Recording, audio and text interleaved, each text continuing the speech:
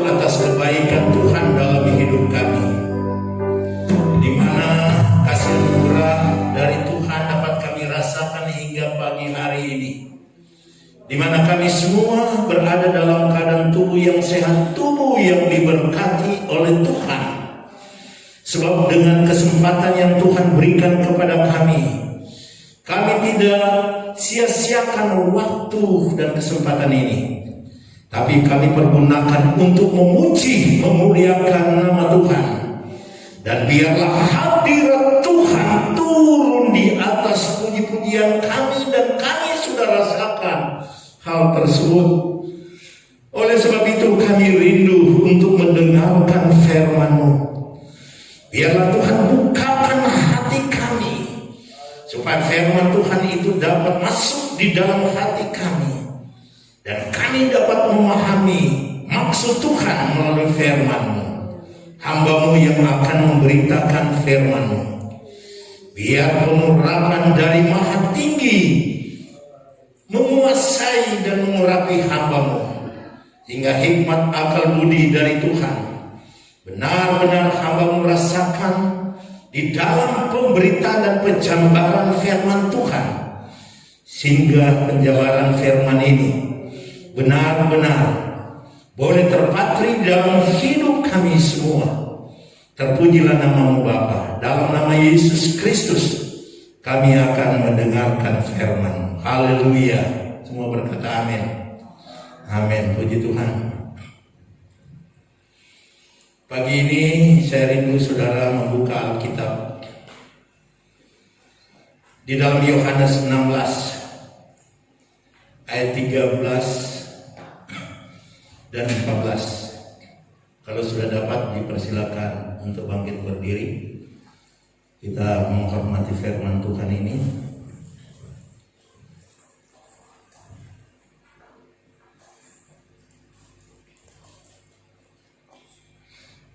Di sini tertulis sebagai berikut. Tetapi apabila Ia datang, yaitu Roh kebenaran, Ia akan memimpin kamu dalam seluruh kebenaran, sebab Ia tidak akan berkata-kata dari dirinya sendiri, tetapi segala sesuatu yang didengarnya itulah yang akan dikatakannya, dan Ia akan memberitakan kepadamu hal yang akan datang. Ia akan memuliakan aku, sebab Ia akan memberitakan kepadamu apa yang diterimanya daripadaku. Jadi sekali lagi, Yohanes 16 ayat 13 sampai 14 ini yang sudah kita baca tadi. Silakan duduk kembali.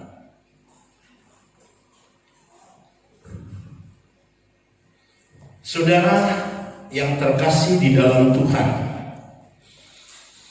sebagaimana firman Tuhan yang lalu kami berikan bukti Roh Kudus adalah sebagai pribadi, masih dengan topik yang sama, tetapi di bagian yang kedua. Firman Tuhan yang lalu menunjuk pribadi Roh Kudus dan sifat-sifat suatu pribadi Roh Kudus yang sudah kita dengarkan minggu lalu, yaitu Roh Kudus punya pengetahuan, Roh Kudus punya kehendak, Roh Kudus punya kasih, dan Roh Kudus punya pikiran. Itu yang kita dengar yang lalu, dengan ayat-ayatnya sudah disampaikan. Untuk melanjutkan pada saat ini, yaitu bukti Roh Kudus adalah sebagai pribadi yang kedua. Sekarang ini kita akan melihat, yaitu Roh Kudus yang mempunyai pribadi ini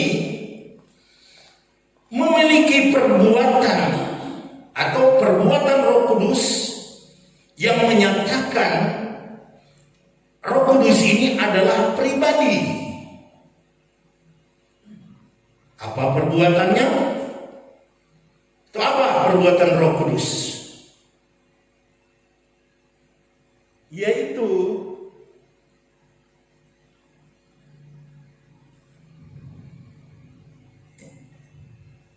cek.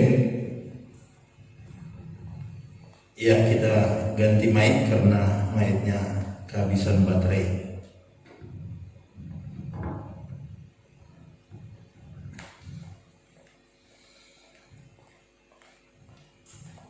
Sekali lagi saudara yang dikasih Tuhan, apa perbuatan Roh Kudus yang menyatakan ia adalah suatu pribadi? Ini harus kita ketahui supaya kita dapat memahami siapa sebenarnya Roh Kudus itu. Kalau dia memiliki pribadi, tentunya ada perbuatan yang menyatakan ia adalah suatu pribadi. Pertama, Roh Kudus dapat berkata-kata kepada manusia. Jadi karena dia memiliki pribadi, dan saya sudah katakan kemarin bahwa Roh Kudus itu tidak memiliki tubuh seperti Yesus, yaitu firman menjadi manusia.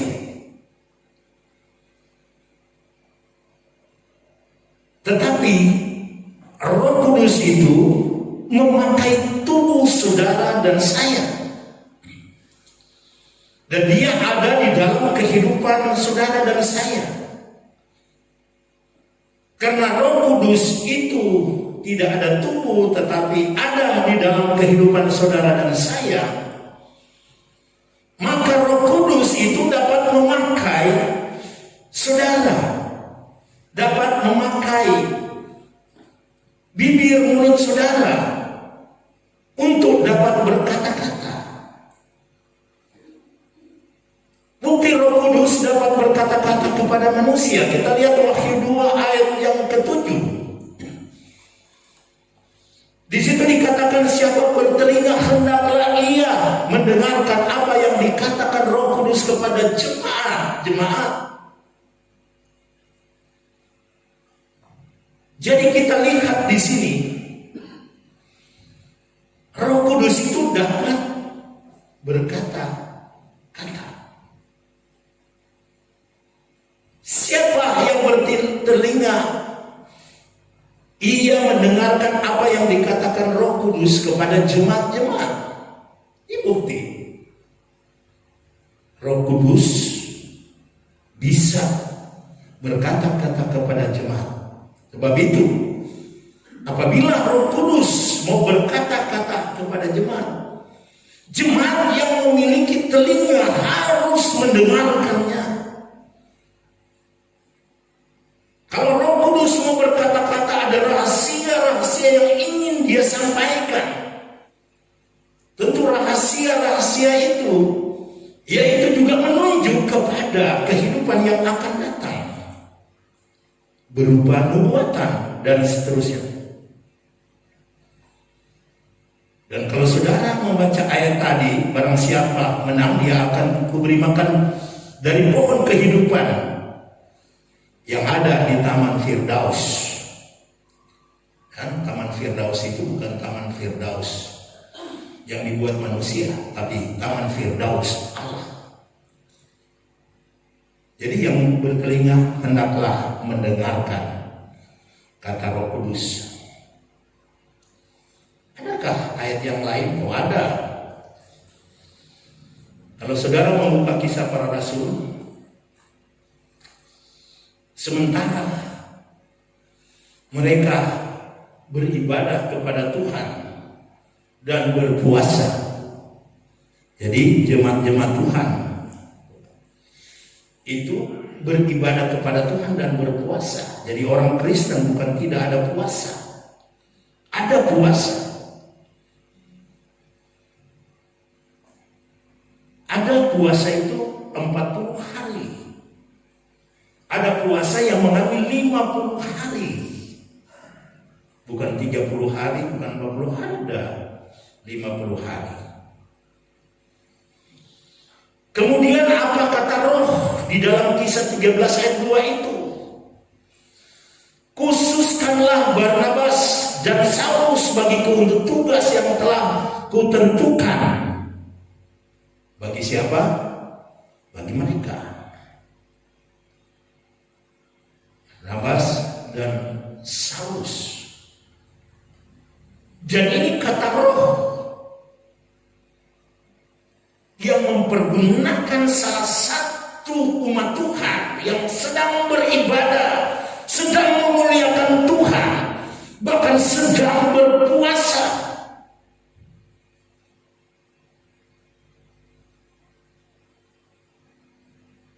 Jadi di saat itu Roh Kudus berbicara.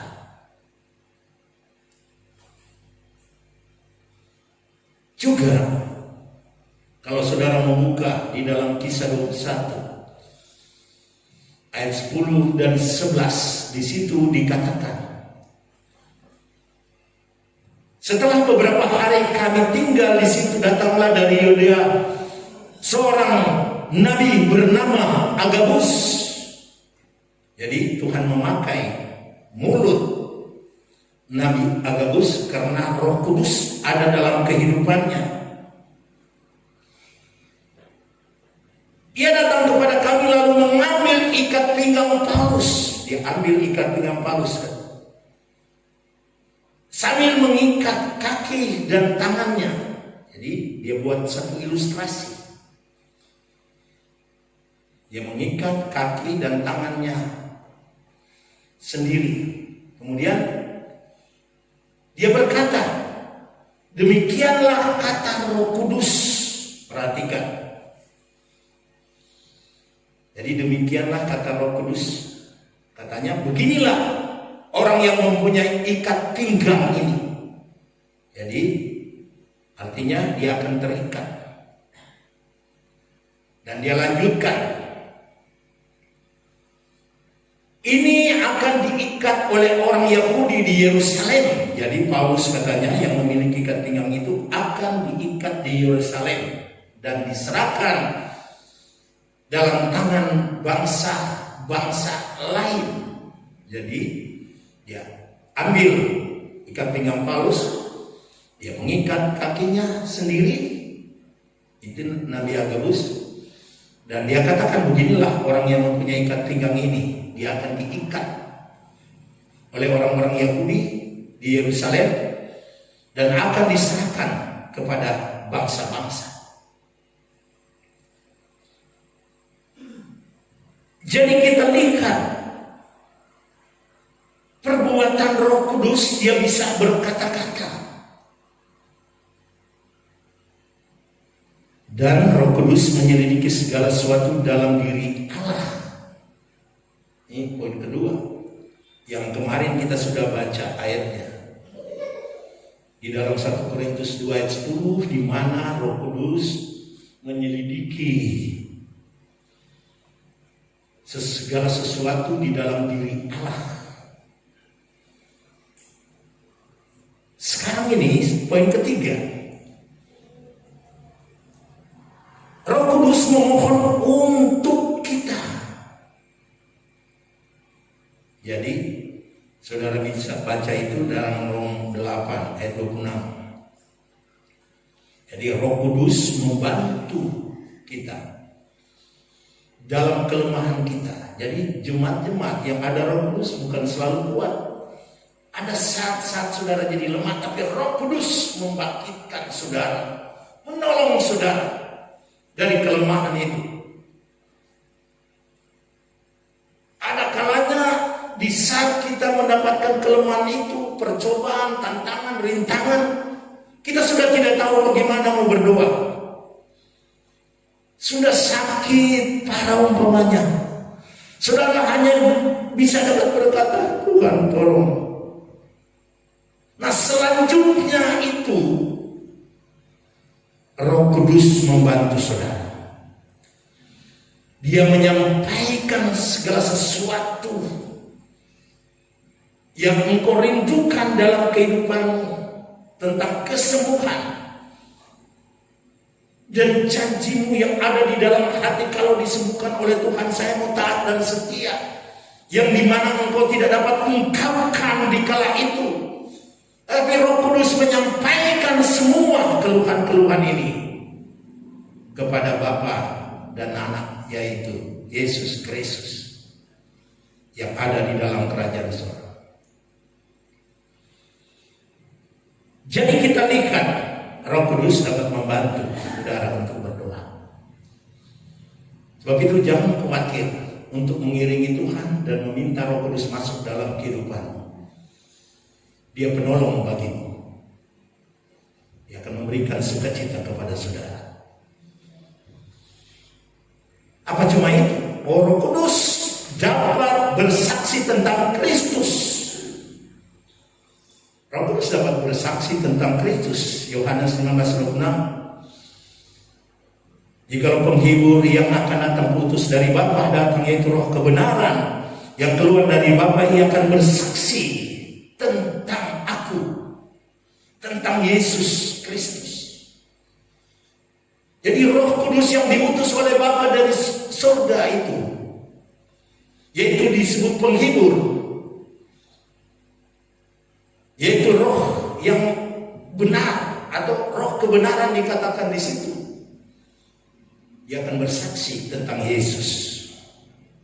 Luar biasa Roh Kudus ini. Jadi prosesnya bagaimana cara Roh Kudus bersaksi? Dia memakai saudara, memberikan hikmat, memberikan budi, memberikan pengetahuan tentang Yesus Kristus, tentang Anak Allah itu, sehingga saudara dapat bersaksi dengan berani kepada jiwa-jiwa yang masih dalam kegelapan. Sampaikan itu. Roh Kudus menyertai dan membimbing, menguatkan, mengurapi saudara di dalam hal seperti ini. Sebab itu tidak usah takut di dalam hal bersaksi tentang kebenaran itu, tentang Yesus Kristus sebagai Tuhan dan Juru Selamat. Karena Roh Kudus ada dalammu, dia akan berbicara, memakai bibir mulutmu untuk menyampaikan hal-hal yang baik, hal-hal yang benar, hal-hal tentang kerajaan surga, hal-hal tentang Anak Allah itu, yaitu Yesus Kristus. Nah, kalau Roh Kudus dapat membantu saudara di dalam doa, membantu saudara di dalam bersaksi, Roh Kudus dapat mengajarkan segala kebenaran kepada saudara. Sebab itu tidak usah takut, tidak usah ragu.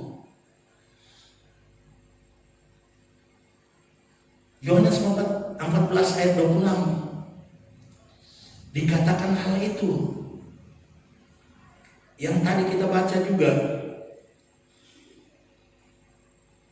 dia akan mengajarkan segala sesuatu kepadamu dan akan mengingatkan kamu. Jadi penghibur yaitu Roh Kudus yang akan diutus oleh Bapa di dalam nama Yesus, katanya. Dialah yang akan mengajar kamu segala sesuatu dan akan mengingatkan kamu. Apa yang diingatkan? Akan semua yang telah Yesus katakan. Saudara mungkin tidak bisa mengingat khotbah-khotbah tiap hari Minggu yang disampaikan. Tapi saat saudara berhadapan untuk bersaksi, Roh Kudus dapat memberikan itu kepada saudara. Akan mengingatkan kita. Bahkan dia akan mengajarkan bagaimana membuat terobosan-terobosan memenangkan jiwa itu.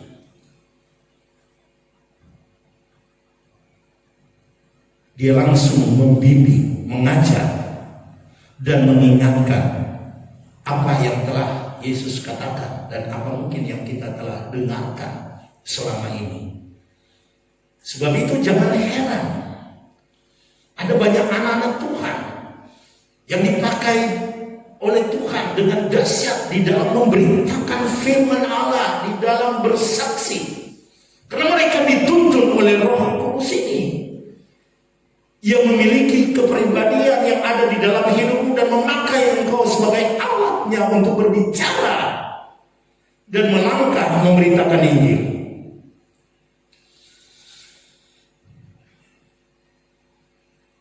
Dan ingat juga bahwa Roh Kudus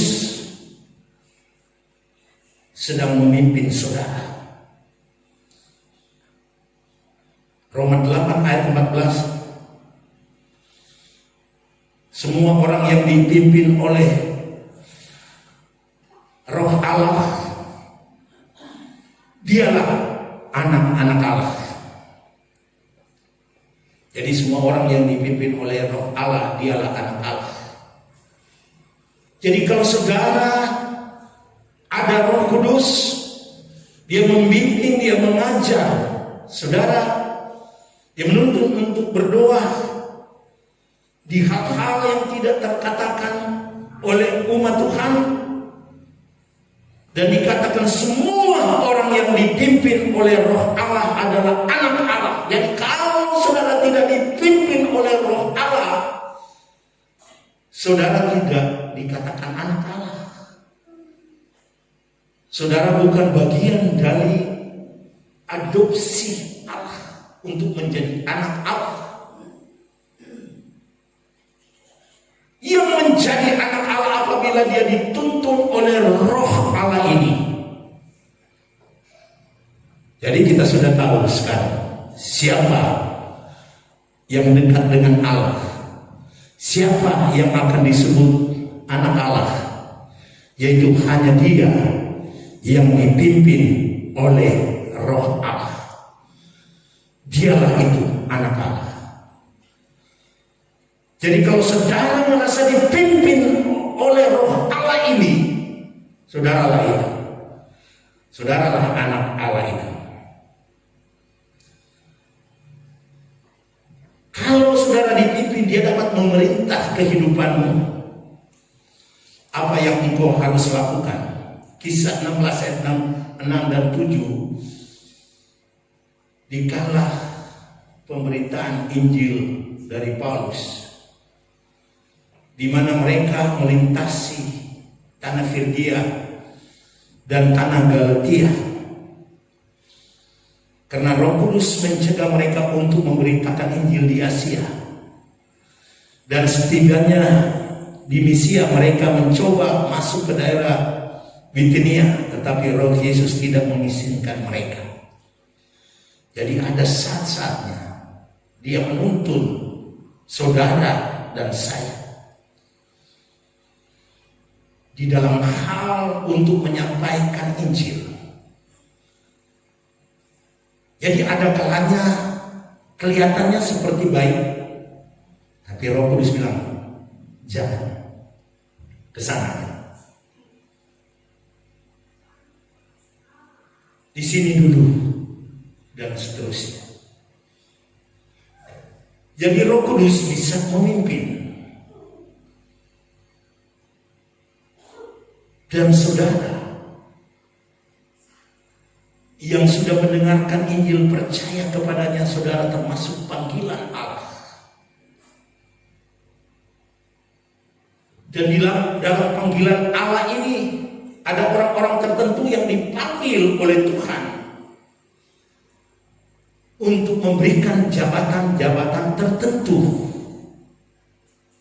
Karena Roh Kudus merupakan pribadi, dia dapat memberikan ini kepada orang-orang tersebut.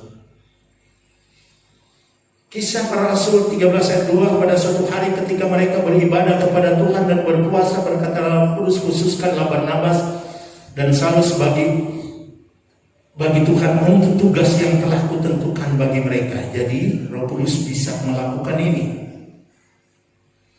Ayat itu yang sudah kita baca tadi. Dan kemudian kita lihat di dalam Kisah 20 ayat 28, jemaat-jemaat bisa juga diberikan jabatan oleh Roh Kudus. Kisah 20-28.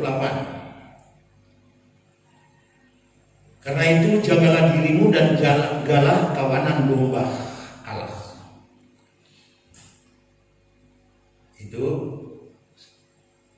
kita harus mendengarkan bagaimana Roh Kudus memberikan jabatan. Karena itu jagalah dirimu dan jagalah seluruh kawanan atau kawanan domba Allah atau kehidupan umat-umat Tuhan yang sudah dimenangkan. Seterusnya, karena kamulah yang ditetapkan oleh Roh Kudus. Jadi mereka itu yang ditetapkan oleh Roh Kudus menjadi penilik untuk mengembalakan jemaat. Jadi menjadi penilik atau menjadi gembala untuk mengembalakan jemaat. Jemaat itu dari mana? Kelanjutannya yang diperolehnya dengan darah anaknya sendiri. Jadi anak domba Allah menjadi Tuhan kita Yesus Kristus yang telah memanggil kita dengan darahnya sendiri, menebus kita. Dan umat-umat Tuhan yang sudah terpanggil itu oleh Roh Kudus melantik, mengangkat penilik atau gembala-gembala dalam pelayanan tersebut yang diambil dari kawanan domba Allah yang sudah dimenangkan oleh darahnya, atau di antara umat-umat Tuhan yang sudah ada, diambil dari situ, melantik dari situ untuk menjadi gembala. Jadi bukan semuanya dilantik, ada orang-orang tertentu yang dikhususkan Tuhan untuk menjadi gembala.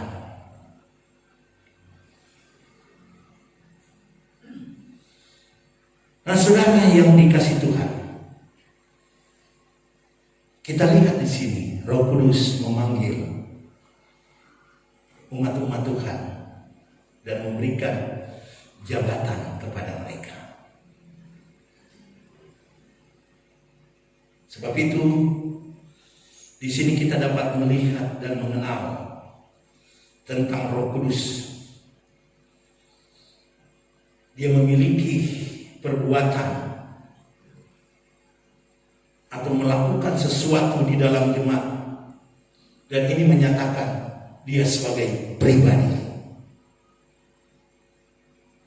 Jadi dengan kita mengenal hal ini, maka kita akan lebih menghargai Roh Kudus yang bisa menuntun, melantik, memberitahukan kepada saudara, berbicara, mengasihi, dan seterusnya. Dan kita akan menghargai Roh Kudus sebagaimana kita menghargai Bapa dan menghargai Anak. Kiranya firman Tuhan ini dapat menolong kita mengenal tentang pribadi Roh Kudus di dalam menyatakan sesuatu perbuatan di dalam kehidupan kita, menunjuk bahwa dia